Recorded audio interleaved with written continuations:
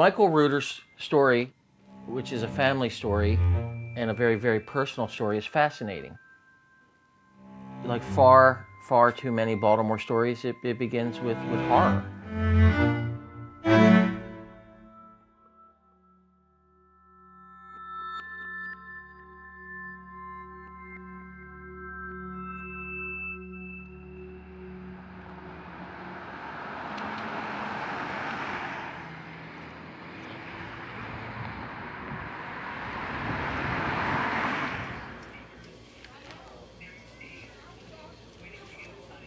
All right, well, I'm going through my Michael Reuter notebook for when he sort of began this project.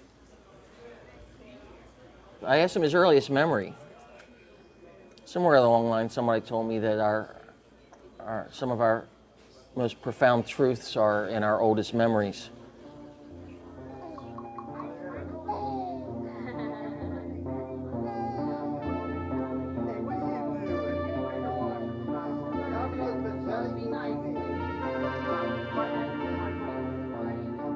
Michael was the second of my 4 children, born in 1986 here in Baltimore. Michael was kind of always like my little shadow. It was always nice having somebody look up to me as a kid, so I loved it. I loved having a little brother. What's your baby's name? Hayden. What? Hayden. Kara? Michael's childhood and adolescence were comfortable. He had a loving family, lived in a safe middle-class neighborhood, and he never struggled to make friends. It says here something I would not have remembered, which I think is key to his charisma and the kind of guy he is. He was the homecoming king of his senior class. The thing about Michael is people want to be around him, if that makes any sense. I mean, I think he exudes a really positive kind of aura that, you know, people love and they kind of can't get enough of sometimes. There's so many people that consider Mike to be one of their best friends. Anybody that's friends with Mike thinks they're one of his best friends, because that's how he makes you feel. He loves to be around people. He loves to get reactions out of people. And I think that's just because he likes to see people happy. Here we go. Makes mom's happy. Hello. Happy Mother's Day. We're here wishing happy Mother's Day. Thank you, guys. Video. 1, 2, 3. Moms. Says he met his Uncle Wayne for the first time when he was a little kid, maybe 5 or 6 years old. He was always wearing dark shades, always wearing dark Ray-Bans and a gold necklace, always a gold chain, looking fresh, smelling good. Wayne was like the most loving guy. He never had any kids of his own, so he treated my kids like his kids. He was an awesome uncle. Growing up, I mean, he really took care of us. You could tell he really cared about us. Apparently, you know, again, this is the cool uncle. This is the fun uncle. This is the uncle that seems like he stepped right out of the movies and into your life. You know, I always joke that, like, I know Pimlico like the back of my hand. And that I was picking trifectas before I knew how to read. Apparently, Sean and Michael started going to the track with their uncle when they were little kids. And when Wayne bought ice cream for Sean and Michael, he'd buy ice cream for every little kid hanging around the track. Michael's Uncle Wayne was a jeweler. He owned a small shop just inside the city line in northwest Baltimore, where he dealt in precious metals, diamonds, jewelry, and watches. Michael worked with Wayne in his senior year of college, and after graduating in 2008, he started working with him full-time. Well, I think once Michael started working there, the relationship changed a little bit, just because Michael was around Uncle Wayne all the time, so he's like learning stuff from Uncle Wayne, which is good. Michael idolized him. Michael was with him 24/7, you know, and in fact, Wayne was like a big kid. If Michael went out with his friends, Wayne might show up. Wayne was a guy that if you went out with him, you were definitely going to have a good time. It was fun. He would drink and hang out and chat up the girls. Mike has a lot of his characteristics. On December 25th, 2009, Wayne and Michael had a Christmas dinner together with the family. They both had planned to work the next day, but Michael left around 11 p.m. to drive to his girlfriend's house, where he stayed up late and drank until 4 in the morning. The next day, Michael was hungover, and instead of going to work, he went back to his parents' house and took a nap.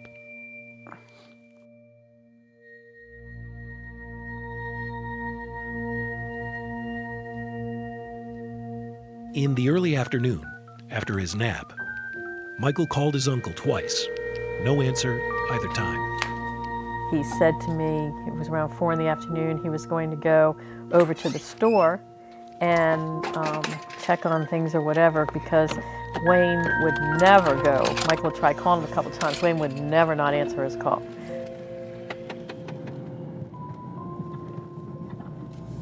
When Michael pulled up to the store, he saw his uncle's car parked in the front. And walking into the shop, Michael bore witness to something that would forever change his life. I remember being in the basement where my brother has his studio, and we got the call from Mike, and I remember him saying, something's happened, something's happened. I think Wayne's dead. My mom called me and she was like crying and she was like, I think Uncle Wayne is dead.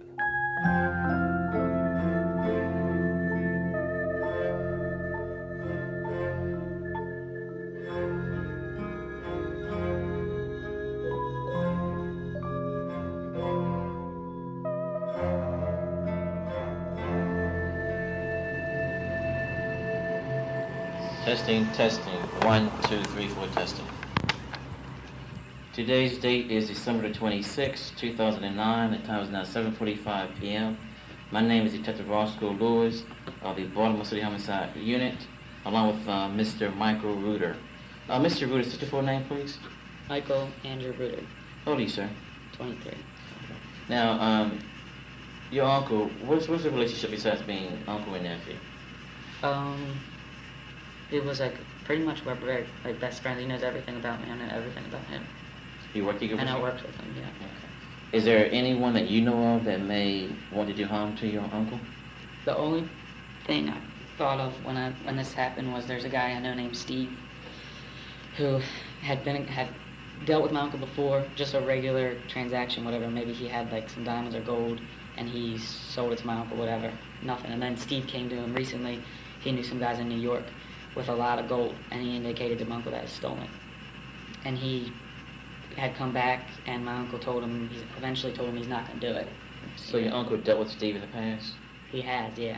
Okay. But I never knew, it was regular transactions. It never was anything given that it was stolen or anything like that. But this was given. He told my uncle that was hot shit, so. Okay. Is there anything you want to add to your statement, Mike? This is just this whole Steve part of it's just only me going off of, it's recent. It was, if those guys from New York were here, and Steve maybe told him, you could rob them if there's no cameras. I know these guys, they got cash or something. That's the only reason I'm going on a limb about this guy, Steve. That's just the only possible person Yes. I know that would know anything. Right. Okay. Well, thank you for your assistance. This concludes this statement. The time is now 8 o'clock p.m. Nothing is to follow.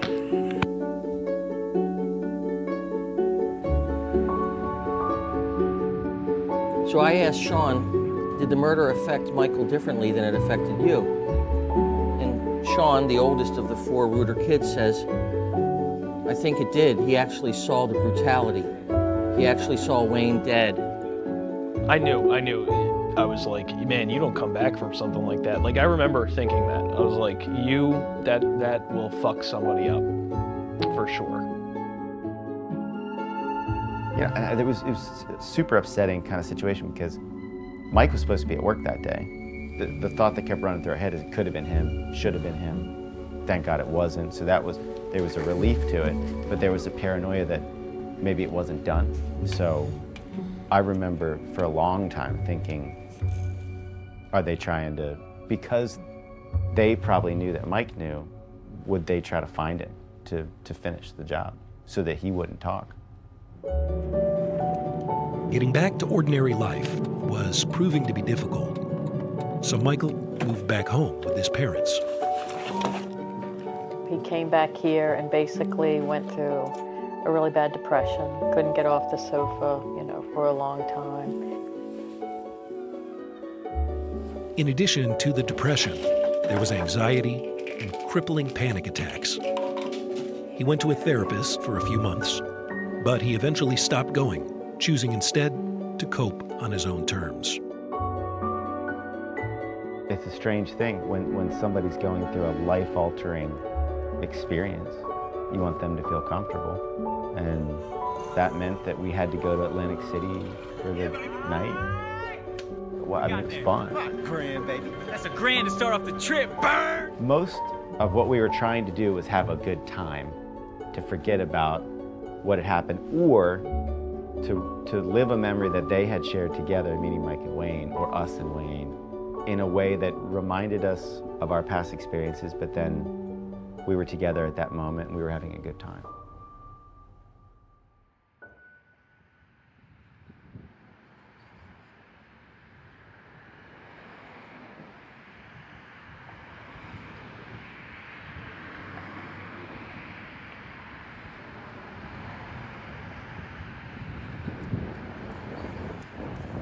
Jogging out to the park.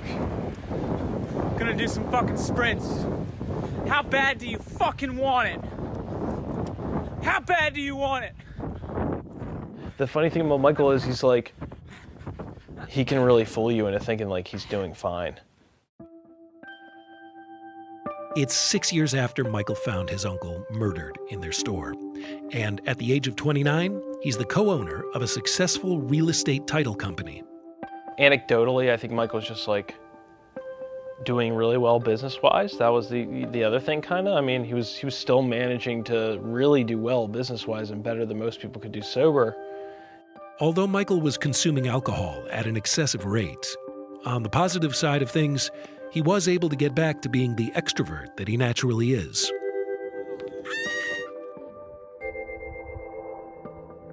But just as Michael was reintegrating himself into normal life, tragically, he had to suffer another loss.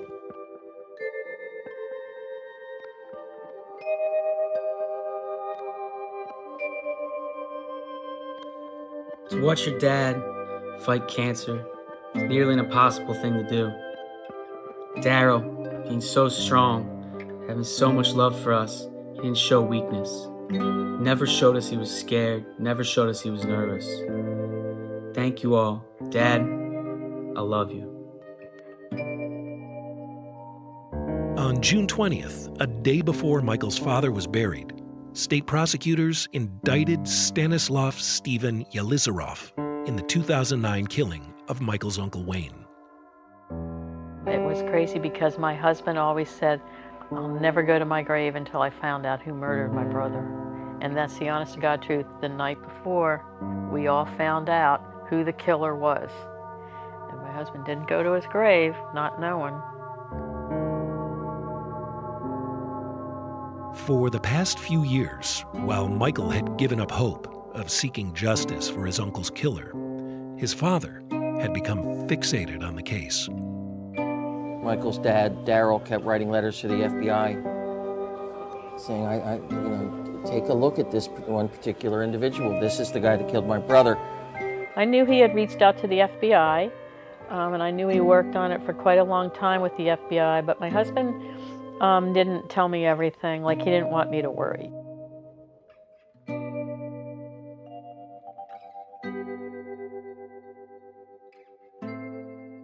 After my dad died,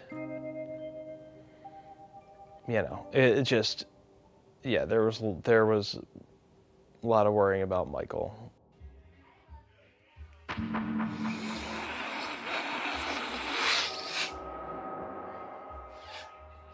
All those months, 15, 16 months, however long it was, I hardly ever slept. I was a nervous wreck.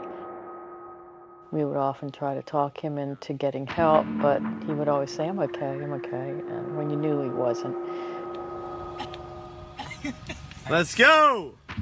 That's so funny. He operated almost like a time bomb. And it was be honest with you, it was sad to watch. You know, it almost was like he was crumbling. Eat the chicken tender. I'm the best, aren't I? You are the best. You're not the best if you don't eat the fucking chicken tender. I'm the fucking best. Open your goddamn mouth. I'm the best in the world. You see people, they go from being fun to be around, and then somebody that takes it too far. All right, Mike. Are you think you're gonna make the ride off the ski lift? Dude, we're really high up right now. It's not just about having fun anymore. It's about your ability to cope with life on a daily basis, and this is how you do it. You ready? Dude, if you make this run, we're good. I bet you don't make this run.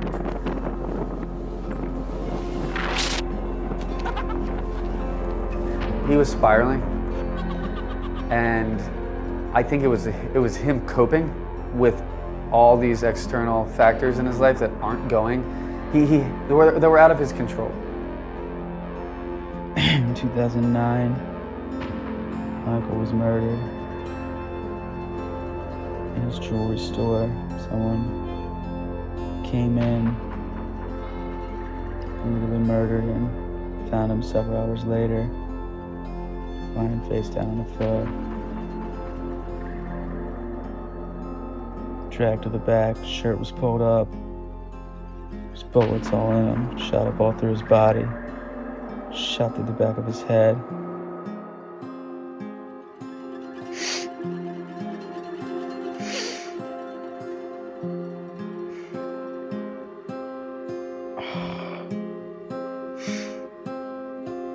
All these years later,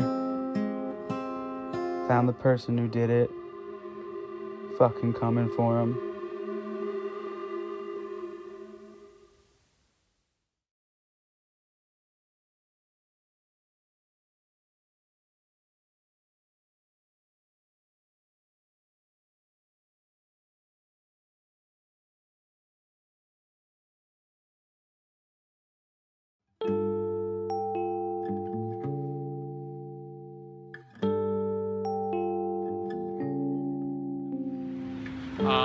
Walking into the United States Attorney's Office to Uncle Wayne's pre-murder trial preparation. All things considered, Michael was willing to help with the case.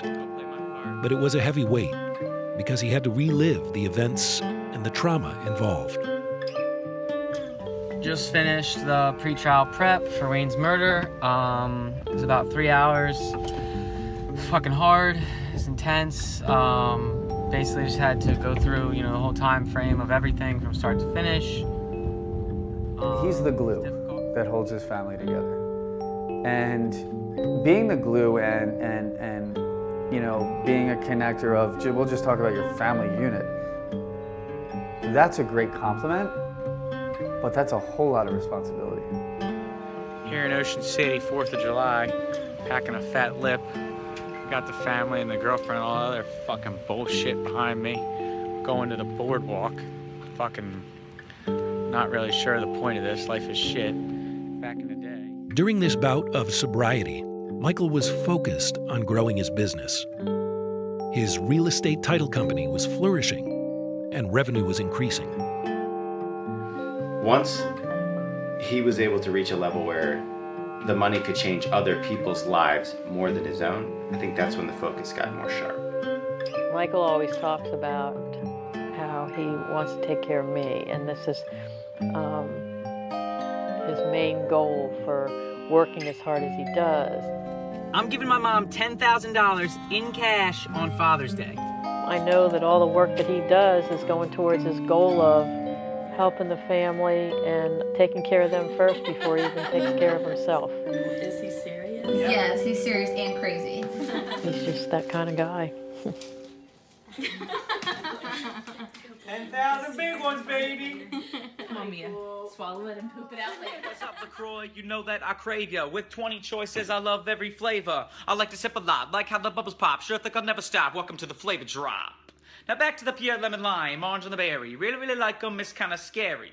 Crisp, clean, clear, and for everything cure. Come on, y'all, you gotta try the pure. Now take me to heaven, a 7-Eleven, anywhere I can go to grab a can of lemon. She never a teaser, always a crowd pleaser. She fine, a 1 + 9, a dime, gotta make a mind, that is the line. Dang, really, really love the tang. I savor it. My absolute favorite, the orange. Have one, then orange, you're gonna have another one? It's startling, it's sparkling, it's marketing, it's marveling. Down on one knee, I always say I do. The berry, I will marry you. Now Coke and Pepsi, always gotta hate, cause I rejuvenate. I'm 0 cal, 0 fat, and 0 carbohydrate. Sorry, y'all, that's just me being me. A straight G that's delicious and Sonia free. So sit back, relax, and join me with some delicious snacks and check out my nutrition facts. It's what I'm about. LaCroix boy, over and out.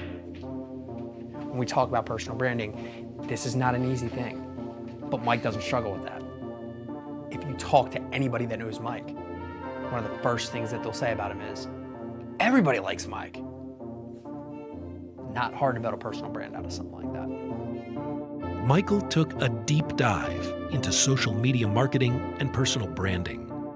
He was producing a wide array of content for businesses, while also promoting his own brand as a social media content creator, entertainer, and real estate influencer. Hey guys, Michael Ruger, Masters Title Escrow. We're going to go over a few things here today. When you're working here in business, okay, when you're getting referrals, you're working with others, you want to do two things. You want to stay fit, okay, because that's going to keep you sexy, okay? And people want to work with people who are fit and sexy, okay? So we're gonna crunch some of these out.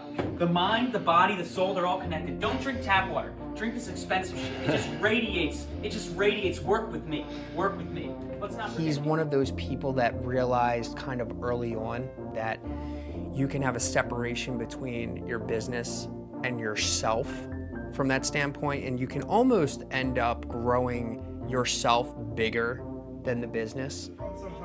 America, we got the youth here. These kids are gonna kick ass. They're gonna own all the businesses and run this country, right? When the attention creates like that engagement, like he loves that. He loves when people are like, you did a good job. He likes that reinforcement. Now that Pat's married, he's finally got it made. He's been waiting a long time to finally get... No, he's been waiting to add Alyssa to the title. It's free to add a spouse to title in Maryland. Now they're married, he can add her to the title. If anyone's buying or selling a house, hit me up, I'm in real estate. But, I think that's what we're all chasing. We're all chasing the pat on the back. And it's like, then we get a pat on the back and then we're like, I really like that, I want more of that.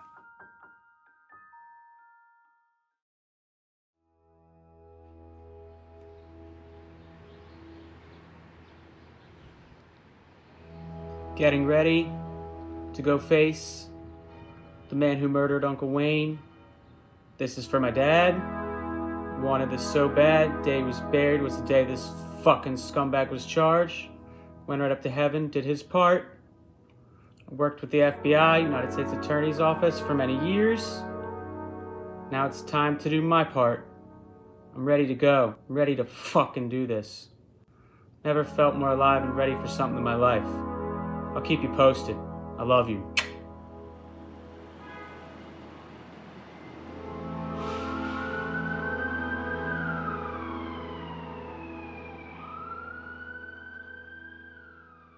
Steven Yelizarov is his fucking name.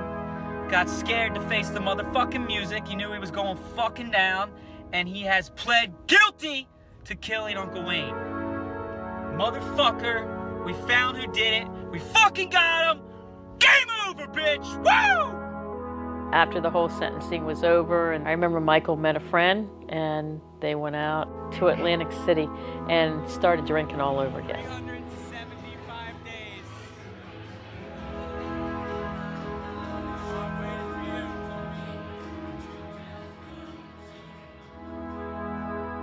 Even though in his head at that point, it's over. They got the guy, he's put away, he's gone, we can move on with our lives. You're still haunted by the trauma, the memories, the good memories of that person, things that remind you of that person.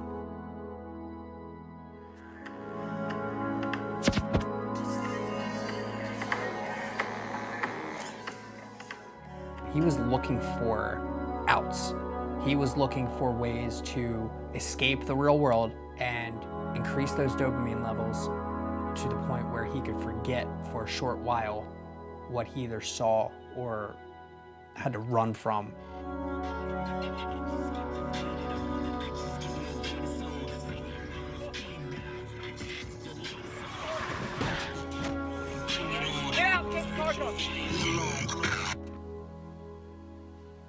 On August 23, 2018, things had reached a tipping point. So I got a call from Michael that night that he wanted me to come pick him up. Michael had been sleepless for 72 straight hours. He was delirious from the drugs and alcohol, and he was suffering from a day-long panic attack. On the way to the hospital, I guess I was afraid he might die on the way, because really, at that point, I couldn't trust him, to know what he really took, if he was telling me the truth or not. At the hospital, nurses did a blood test. They found alarming levels of alcohol and cocaine in his system.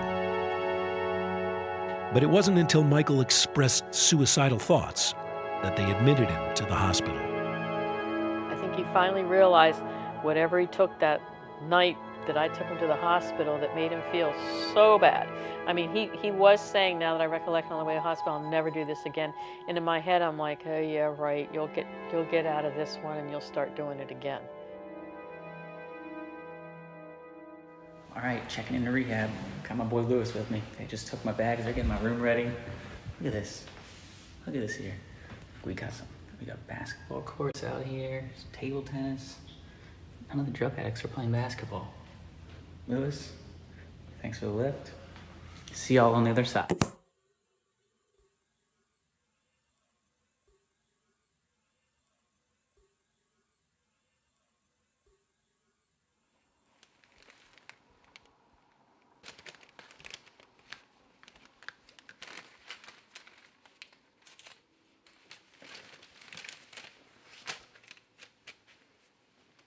When I was having anxiety, depression, alcohol problems, that's just getting by. I was just faking it. It was just acting.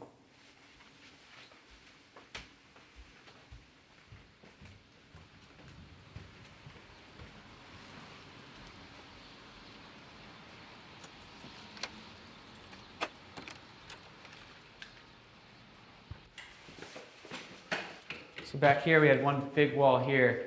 I knocked that down, painted everything the same throughout the whole way. Tomorrow they'll come in and put LVT flooring down here in the basement, and I'll make this kind of like a realtor, Baltimore City, networking lounge, hangout area. Probably put a pool table in here, maybe some arcade games, some slot machines, be a wet bar over there. People drink, hang out, socialize, do some work, whatever they want to do. There's 2 big offices on the ends, 2 big corner suites, and 4 in the middle. And you come up here, this is 5th floor, Sky Lounge. So when someone purchases a home, settles, they'll take the elevator up, come out here, get a bottle of champagne, picture on the roof overlooking Baltimore City. It's also an area we'll have happy hours and events, things like that. Yoga on the roof. Kind of want to put a mini putt-putt course up here. Whatever you need, come to me. Fucking, tell me what you want. If you want to do 20 deals a month, we'll get you 20 deals a month, that's it. You're happy there, that's it. But if you're like, I want to fucking do 50, then we're going to find a way to get you to do 50, but you got to put in the work, you know what I mean? So I'm going to do what I can to make sure that whatever goals you want to reach, you can reach them. But at the end of the day, just wanting it's not enough. You have to want it and you have to do the work. So we don't have to go over any of the motivation or sales shit, we'll do that later, but we'll get all this shit. I love working hard and I love making money. I've been fortunate enough that I'm starting to become very successful, I feel like. And the building's good credibility and the investment properties and the income and helping other people make money, all that kind of stuff's great, and it's great credibility. But the value in doing something that illustrates my real personal story and somebody come up to me and say, hey man, it took a lot of guts, you really helped me, I actually went through this, this, and this, and then we end up having an actual meeting to talk about what they've been through, a personal trauma or obstacle, and it happens now all the time. The value in that is more valuable than any amount of money I've ever made. Yeah, it was because there was a connection made. Yeah. Right? And so we right now live in an era where we have the ability to build an entire business around ourselves, our story, what we've done, and it's what people want to watch. Hey, it's Ted McGrath, and welcome to Message to Millions again. Today, I'm going to talk to you about how do you design your personal story in a way that, number one, attracts customers, number two, grows your brand, and three, your story is your message. As an expert, you are the brand. It's your knowledge, your wisdom. As a speaker, you're the brand. And I'm just going to dive in this video to show you how to design the story in a way so that you can tell it.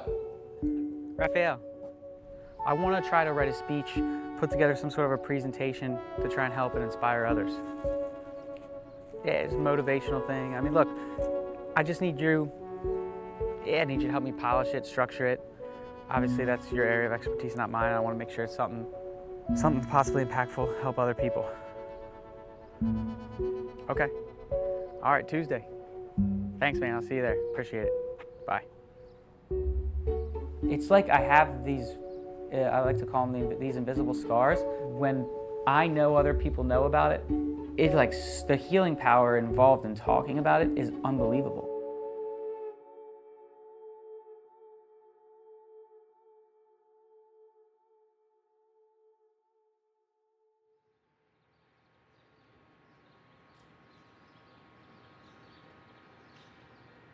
So just then, why don't you start by telling me what part you want to address first? I guess you want to start on page 1 and then. Sure. Okay, so it starts out obviously just telling the story like it's happening and people are there with me. You know, I walked into the jewelry store, found Uncle Wayne murdered. I mean, the way he was found with the blood, the location, and then when I flipped him around and held his. But before that, you actually held him in your arms, correct? Mm-hmm. And was he face down when you found him or face up? Face down. You turned him? Yeah, in my lap. Okay, and the bullets were both in his head and his body? Yeah, 10 in his head, 5 in his body. In the back of the head? Mm-hmm. I can vividly, like it happened a minute ago. Oh, you'll never forget. Remember the holes in his back, Mm-hmm. right? At first, because I remember at first I thought it was like a knife wound or something, you know, a little gash. See, now you don't have that in here, but that's what's going to engage your audience. Yeah. And the thing is also, it's my story too, so it's easy for me to tell. I just want to tell it the right way with your help, obviously.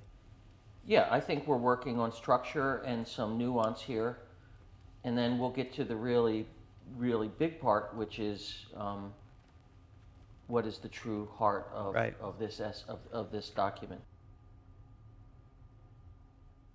The thing that really got me kicked off is watching. They're called Goalcast videos. Basically, they're just videos and their stories, people's personal stories, and majority of them, actually almost all of them, I feel like they're like triumph over tragedy stories. And I'm right behind my father, about to see her for the last time on this earth. And my father shared 3 words with me that changed my life right there at the casket.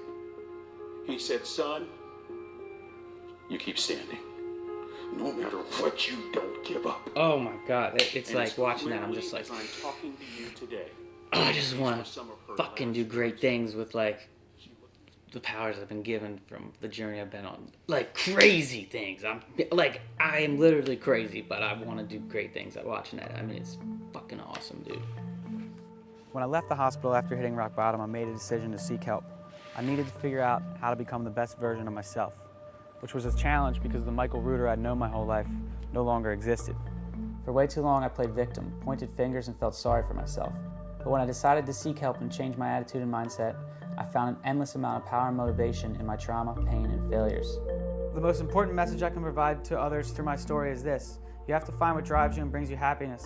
You're going to fail and you're going to have obstacles, but how you react to your failures and obstacles will be what defines you. Do you let them break you, or do you learn from them and grow stronger?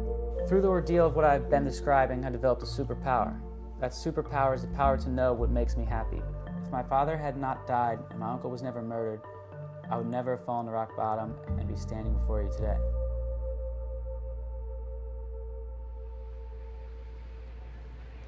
All right, you want me to go? Yeah, and I want you to pretend that you're on stage, and I'm going to only interrupt you if I feel it's necessary. I woke up the morning after Christmas, hungover from celebrating at my girlfriend's house. I went home, took a nap. I was supposed to meet my uncle at our jewelry store that day. I woke up, called my uncle repeatedly. Hold on a second. I deleted this part out before. No, you said woke up twice. I know you woke up in the morning and then you woke up from a nap, but I don't think we need both the woke Okay, up. let me start it here. Ready? We'll do it with this, Yep. okay? Wayne, my uncle, my best friend, is face down on the floor, sprawled in a pool of blood, murdered. Perfect. Stepping over broken glass and bullet casings, got down on my knees, turned my uncle over, placed his face in my lap. He had 10 bullet shots in his face, 5 in his body. Gently, I laid his head on the floor, called 911. Help! This is Michael Reuter. My uncle's been shot. Police arrive. I try to speak, but my lips are trembling and I'm shivering. That's very good. That's very, very good. Oh, good. It sounds new to me. Fast forward a bit. By now it's 2015 and my father has become ill, very ill with prostate cancer. 8 months later, on June 17th, 2016, I'm holding my dad in a hospice bed as he gasps for air, each breath farther from the last. My arms wrapped around his chest, my mouth at his ear, and I beg him, I whisper, Dad, let go, let go. Go be with Uncle Wayne, we love you, go be with your brother. One tear falls from his eye.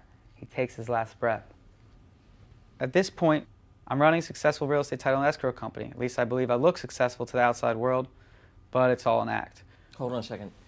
When you say, and I'm hoping that you do memorize this, that last line, that's a moment where you look right at the audience. Oh, yeah. You look up and you say, look at me. At least I think I look successful. You know, Yeah. and that, because they can connect to that of somebody who's putting on a front. Yeah, I'm running a successful real estate title. I'm running a successful real estate title and escrow company. At least I believe I look successful to the outside world, but it's all an act. I'm now 33. I believe I finally know what's truly important in life.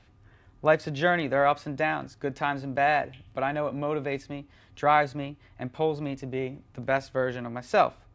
Hold on, so this whole last That's two- all the same shit, right? Yeah, and after all the drama of this incredible personal journey, that sounds like gobbledygook. Yeah, it's all the same shit, right? Yeah, cross a lot of that out. Okay. Okay. You want to share, you don't want to preach. Edit, cut most. Yep. Yeah.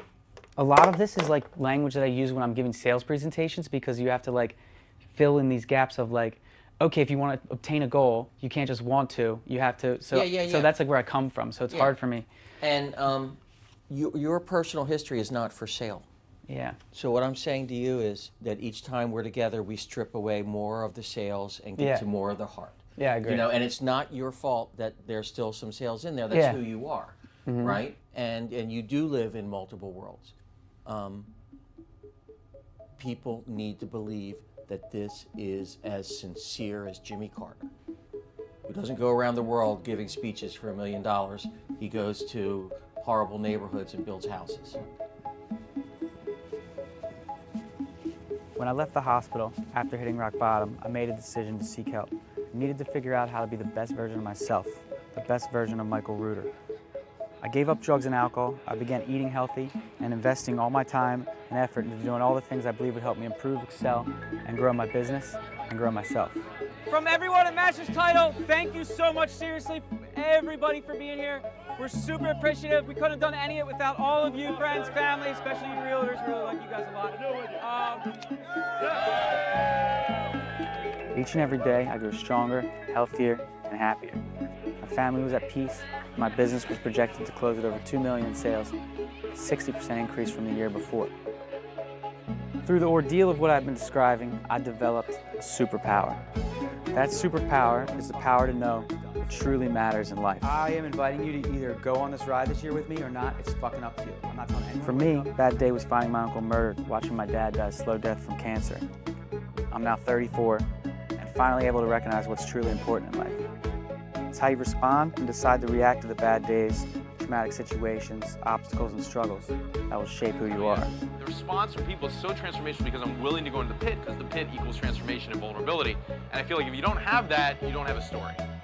I've suffered setbacks, traumas, death, yet I've been able to find my superpower. So I stand here before you today and ask, what is your superpower? What is your journey to happiness?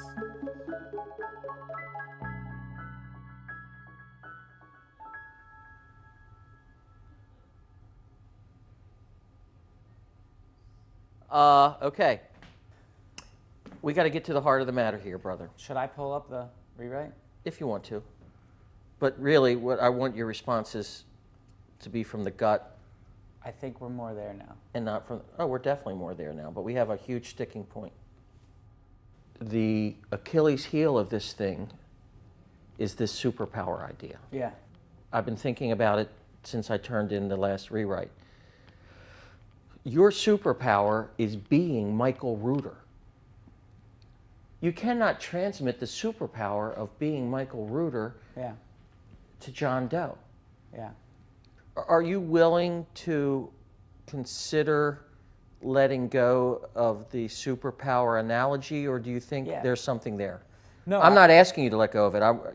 Yeah, I think you're absolutely right, because it's not realistic to tell this story and use this "what is your superpower" hook, and then people think, well, what's mine so that I can find happiness? Because that's just not how it works, unfortunately. So not everyone's going to find something, and other people are going to have, well, I can't put myself in your shoes. I haven't had that bad shit happen, so I can't take the 180 to whatever.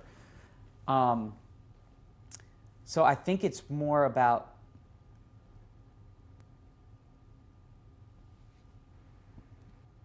this project is happiness for me, like growth, right? Mm-hmm. Growth is what's happiness for me. It's very simple. Like, there's a concept that is used in regard to what you're talking about, and it's not that we become ourselves, it's that we become who we are meant to be.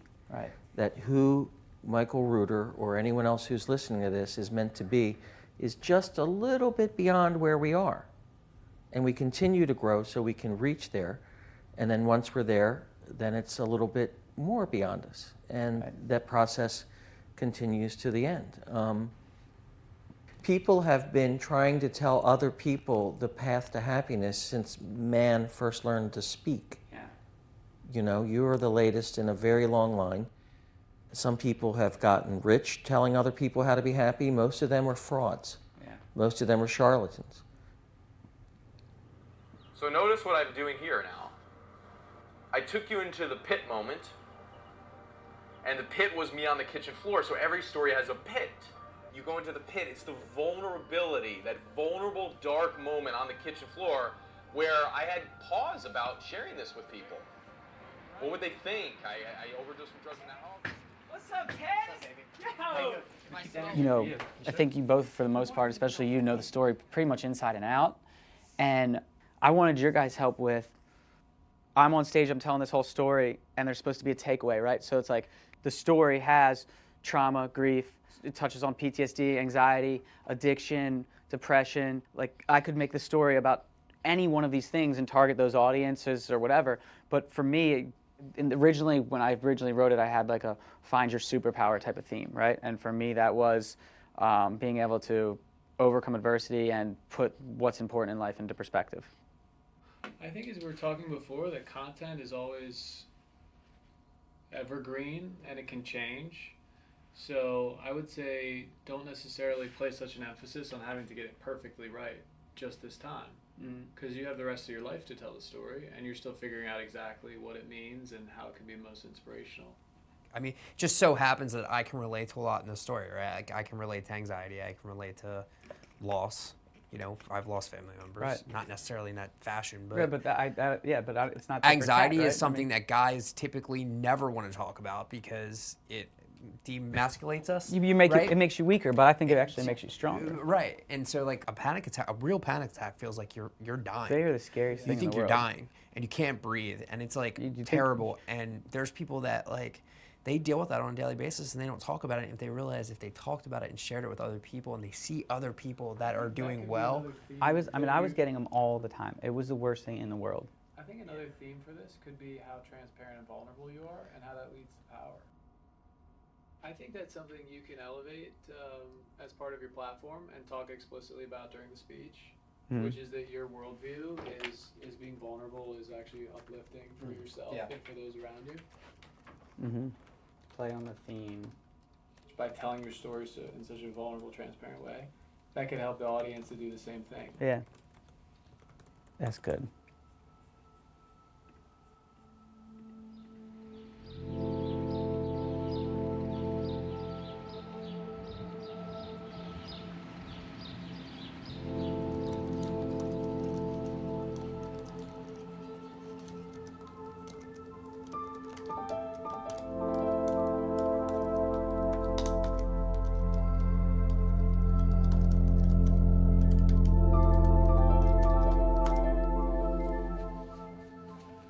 So, obviously, with the coronavirus right now, I can't do what I intended to do and go out and speak on stages and interact with people live and share my story.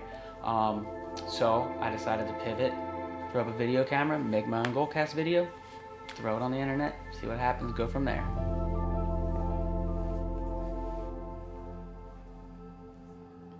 Wayne, my uncle, my best friend, was face down on the floor, sprawled out in the pool of blood, murdered.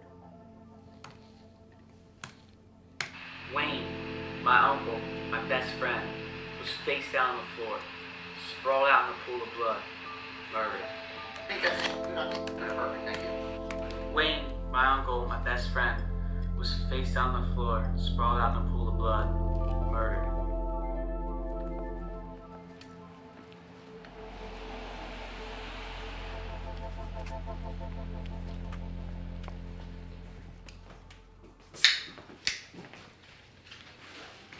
The only reason I'm able to live a happy life today is because I found the courage to open up, talk about my PTSD, anxiety, depression, mental sufferings, everything I've been through, how it makes me feel.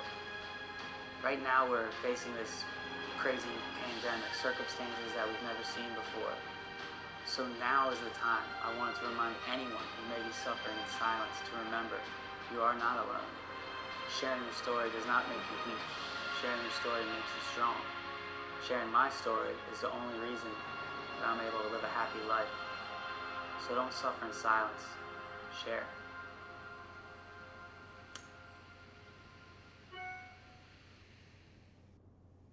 When did you make that?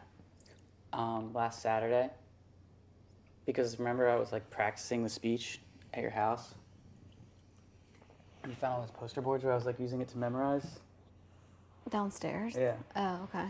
And we had like stages I was gonna go to and give the speech on and stuff.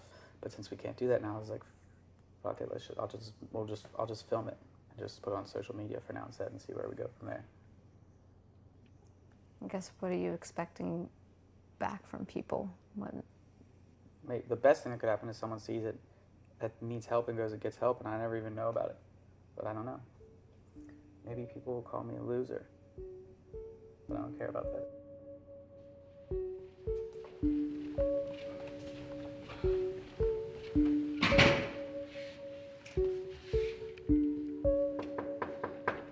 I would absolutely refer anyone who's looking to get help with social media content and branding to Realty Reputations and Todd Collins. When I came to Todd Collins and his company, he organized everything that I had. He gave me direction and an end goal. And not only did he just give me advice and the direction to go on that, but he helped me execute everything.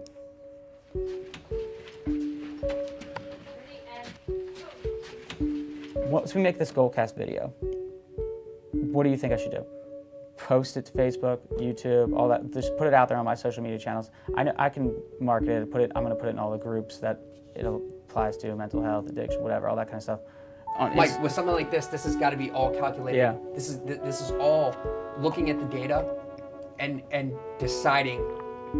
It could be a week before we post, and this is going to be all about looking at the data and deciding when is the right time to do this. Yeah. That's what it's all going to come down to: the day, the time, which day, on which time, on which platform. It's all going to be. It's got to be calculated for the best Yeah. success.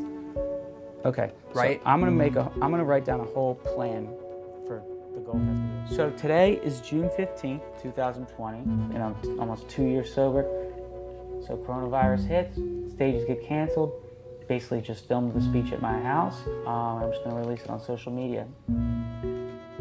Stepped over broken glass and bullet casings, got down on my knees, turned my uncle over, placed his face in my lap. I saw your post, man, and I watched it, and that was big, man. And you are my hero for doing that type of stuff. Hey Michael, saw your video. Just wanted to reach out and let you know that your vulnerability and your willingness to share the darkest times of your life has really inspired me. Can't wait to see where this journey takes me, and one day be able to tell my story the same way you tell yours.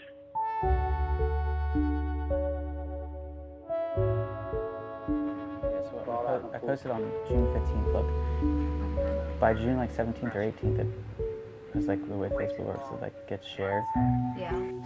So this one got almost 200,000 views in a couple days. 1.1 likes.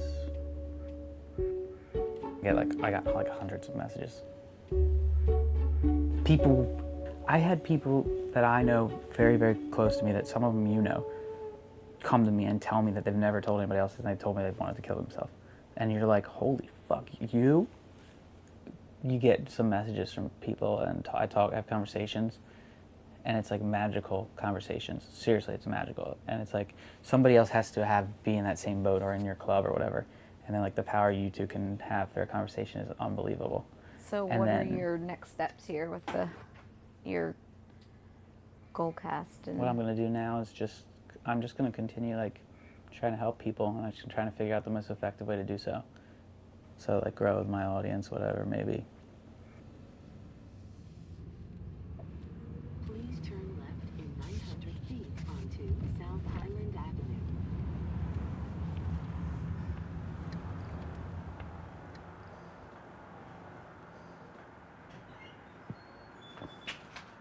What's up, man? Basically, I wanted to get on stages and like talk like motivational storytelling and whatever for like entrepreneurs or for any topic really, any different kind of event or stage really where it fits. So now instead of just doing that, where we can package up a couple different types of things, like, and then the song obviously being one of them. So You got it together? You got it run through it? Yeah.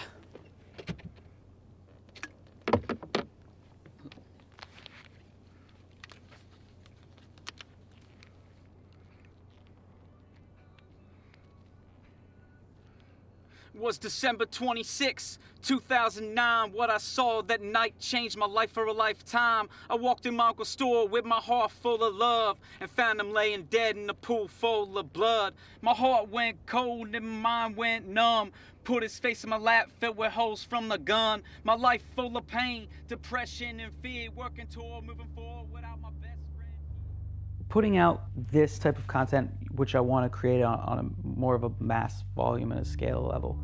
Plain and simple, it's marketing, and the business is getting out of the darkness, finding your happiness, saying no to being a victim, saying no to feeling sorry for yourself, and fucking going and getting to the light because it's fucking there. I used to look at other people and say to myself, your life did not get turned upside down by death, murder, cancer, and trauma. I'm alone in my own mental prison cell of hell. It doesn't matter who or what I want to be. It only matters who I am because of what has happened to me. I'll go as deep and as dark as this road takes me until I lose everything, or maybe my life. Until I won't anymore. When I look in the mirror now, I will not see what has happened to me and let it define me. I'll see the person who I was meant to be. I'll use my journey for something greater than myself to provide hope and inspire others who are suffering in silence. Today is August 23rd, 2020, and I am 2 years sober.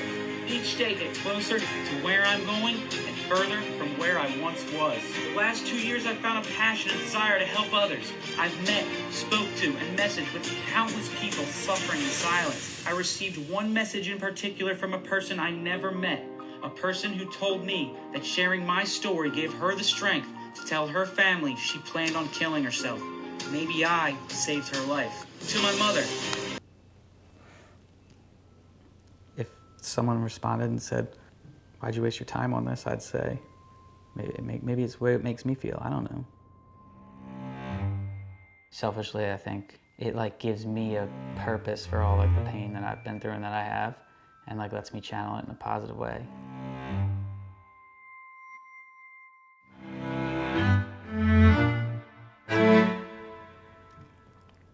Maybe it's my new drug. I used to love drugs. That thrill, the high. Like, you're fucking nobody, and then you fucking get high, and you're like, all of a sudden, a superstar.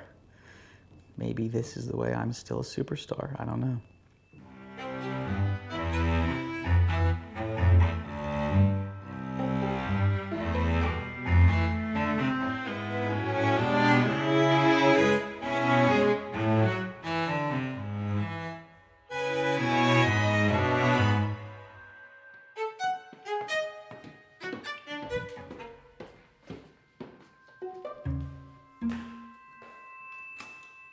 The moment I have a second to be selfish is dangerous for me. Because I don't want to drink. I love being sober. I love calling my mom sober, thinking about the future. Like, I love it. But I also am nervous about how much future there is. What do you mean? Every You think day. you have a short life expectancy? No, I get nervous of how much time I have left to stay this way. Oh, well, you know I what? used to not worry about that. Okay. I used to That's be why like, I've come people so far. Go to meetings. I know. That's why people have sponsors. This is not about lecturing you, Michael. I know that. It really isn't. You can lecture me at another time. Well, I mean, really all I want to do is to... I'm human. I know you are. I know you are. But you're still driving the bus, man, and the bus is going to crash. Yeah. You seem to know that. I mean, I've been close to relapsing plenty of times. Holding the bottle, deciding, right? Holding the bottle, really? Tell me about the most recent occurrence. Did you lick the lip? Did you lick the... I put the bottle in I didn't taste it. I put the bottle in my mouth like it was the barrel of a gun. And I was like, fuck. Capped or uncapped? Uncapped. And I hated that you just asked me that because it was recent, and I'm like, How recent? I don't know. Yesterday? No, Saturday. Week? Saturday. So Saturday you had a bottle of booze in your mouth. And I love that you said it was like a gun, right? That's what I thought when it was in my mouth. So if the bottle goes off and you drink it, we're not standing here right now, I'll tell you that. No, and you've got bullet wounds in the face like Uncle Wayne. Goes off in your face.